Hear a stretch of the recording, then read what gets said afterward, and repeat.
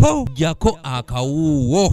And people have seen that they can produce this fish, they don't have to look at the lakes. Abalimi wamu n'abalunzi abafuna entandikwa okuyita mu nkola ya Operation Wealth Creation mu disitulikiti y'e Kasese beekokola obubbi obweriisa enkuli mu bitundu by'eno nga bunono bubalemeseza n'okubako ke beefunira okuva mu ntuuyo zaabwe. And we pledge that we shall continue this kind of interaction so that we come to know each other, we come to recognize each other's roles. Bino babifuuya abakungu ab'ekitongole kya Operation Wealth Creation abavunaanyizibwa ne ku by'obuvubi ab'ebyobulimi ku disitulikiti wamu n'abakungu abalala nga bakulembeddwamu Major General Eric Kayanja babadde balambula abalimi bano. There is market. The market begins at the pond.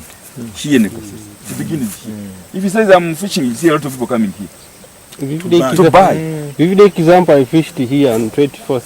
Bano balambudde ebidiba by'ebyennyanja faamu z'ente wamu n'abalimi abalala mu ggombolola okulinnya Katonzo Kisinga Kasese district wamu n'endala eziri mu Rwenzori. Every week someone is arrested today, is taken to police, tomorrow he comes back and he steals. Tomorrow, actually almost now it is like police has made it a business, I think, of arresting and releasing. Okusinziira ku Amoni Masereka ng'ono mulunzi wa byennyanja yeekokodde obubbi obweriisa enkuli olw'ensonga nti bangi ku bo tebasobola kusasula bukuumi kubeera ku bidiba byabwe. Theft, because the majority of the farmers are not able to maintain security on their fish farms or ponds, so they also faced with that challenge.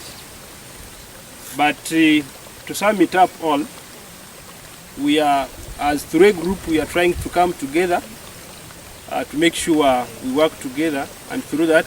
Kano Barnabas Mugongo omukwanaganya Operation Wealth Creation mu Kasese mu kwanukula abalimi bano abategeeza nti obubbi bweyongeddwa ku nti poliisi tevuddeyo kuyambako ku balimi. So the police now is seeing them sababu.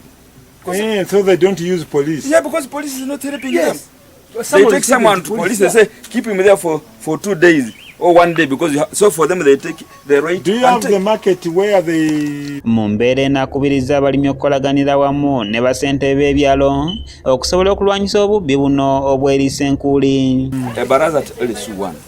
If the decision monthly, every you will find out all the things are gone. Because LSU1 decides we shall do this. They all agree and it becomes like a bylaw of that LSU1. So these barazas at LSU1. But even if you pass a bylaw which will not be enforced, it is useless.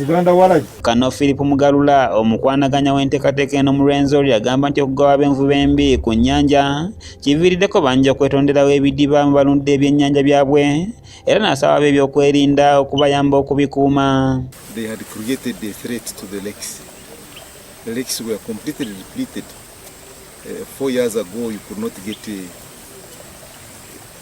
fish from our lakes kilo of this size. half kilo. You could not, and it depleted the. So of course with this program of closing all the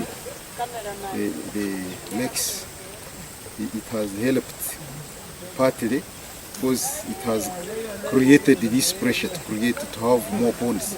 Major General Eric Kayanja akulira Operation Wealth Creation agamba nti ekibatutte mu Rwenzori kwe kulaba obanga abantu bebawa ebintu bino bikozesa bulungi okusobola okubagasa. Kwe kulaba operations zaffe bwe zitambula mu Kasese ne mu Fort Portal, Kabalole district kubanga tugabye mu ebintu bingi, tugabye embuzi, tugabye ente, tugabye ebyennyanja, tugabye mbizi, naye tubadde tetunaba kutuddayo ku ground kulabira ddala bwe bikola bitya.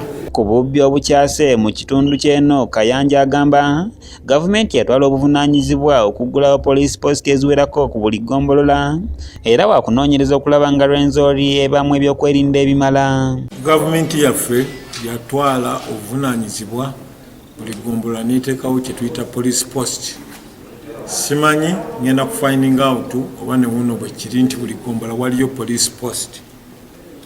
Ekyo kimu. Ate buli ggombolola erina omuntu gwe tuyita giso, ggombolola internal security officer. ono naye ng'agenda anoonyereza abamwana nzaalwa ya mu kitundu. Robert Kule yakusakidde eggulire lino okulwa ABS television. It is there, but they did not validate it. I have to say that they didn't. And they were saying they were waiting for what do they call them?